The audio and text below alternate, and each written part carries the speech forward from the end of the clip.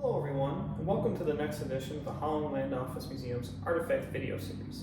My name is Ryan Duffy and I'm the Director of the Museum. In this week's topic, we're going to discuss someone from Batavia who lived in Batavia who was well known to the surveying scientific community, but is not named Ellicott in any way. Now, this person became a very highly respected member of the community in surveying tool making in and around the turn of the 20th century. And his name was J.W. Holmes. However, his story does not start here in Batavia, though he eventually makes his way here. It actually starts in Alabama, just northwest of Batavia here in Genesee County. And his travels taken throughout New York State, but his core of his story is here in Genesee County in terms of surveying and the advancement of surveying tools. So we have a few things that were made by Mr. Holmes, transits here. I'd like to show you those as I tell you the story of J.W. Holmes. So here we have several transits, a few of them made by Mr. Holmes, but others of the similar style from his designs.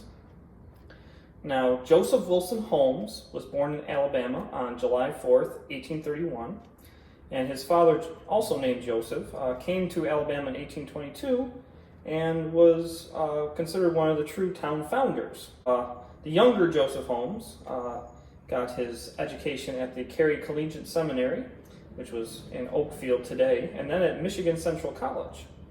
In his early years, he engaged in farming with his family. But in 1855, he actually began working as a surveyor and a civil engineer. Now, he would later move to Wheatville in southern Orleans County in 1867, but eventually made his way to Batavia in 1881. And by the time he comes to Batavia, he's actually an accomplished surveyor and plotted out many of the homesteads in Genesee County. And you can even find his name on many of the older deeds as a surveyor of properties. He was also the town supervisor of Alabama from 1870 to 1874. And he actually had a son named Glenn Holmes, who would later precede his father as City Engineer of Syracuse between 1907 to 1933. And he also worked on several of the sewage projects in Batavia and Philadelphia. So surveying ran in the family blood, apparently. Now, Holmes's most major accomplishment came with a particular invention based around surveying, and that was the solar theodolite. Now, he applied for and was granted the patent for his improvements on sundials, which was what the theodolite was really based off of, on July 2nd, 1873, and then for the solar theodolite itself on April 17th, 1883.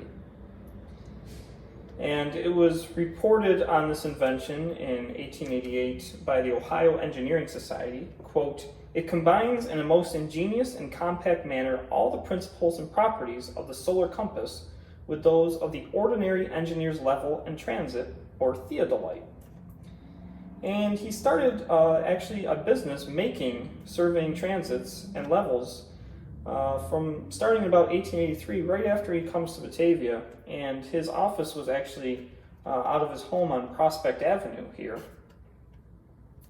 And he continued to make these instruments until about 1916. And his son Glenn would state that he made a few of these solar theodolites, but he specified in more transits and other similar equipment.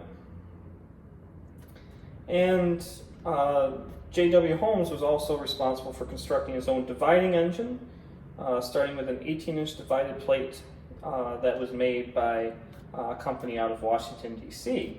So he really was a tinkerer and inventor, but specialized in the surveying field.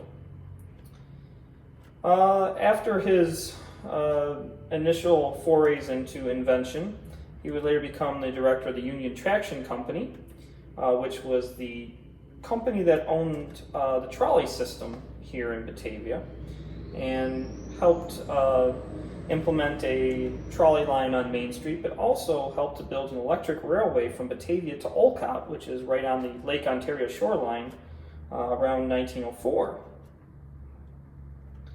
And in the 1904 Atlas, he's listed as the City Engineer of Batavia and one of the best known surveyors in Western New York. After living in Batavia for a while, he actually moves back to his family's original homestead in Alabama, which was about 107 acres, and that was on Lewiston Road, which is Route 63. So he eventually bounces back between Alabama and Batavia before his death in 1919. But Holmes is a major player in the development in the late 19th century and early 20th century of the field of surveying, but also the equipment used within it, and carries on the local tradition of major surveyors in Genesee County, which has really begun with the Ellicotts, but Holmes is equally important and actually continues on that tradition and helps advance Genesee County, Batavia, and Alabama into a more modern design. Well, I hope you enjoyed this edition of our Artifact video series, learning a little bit more about J.W. Holmes, Genesee County's more recent great surveyor. But if you enjoyed this video, please check out our previous ones at our YouTube channel, Holland Land Office Museum. It's in a playlist on the Artifact video series.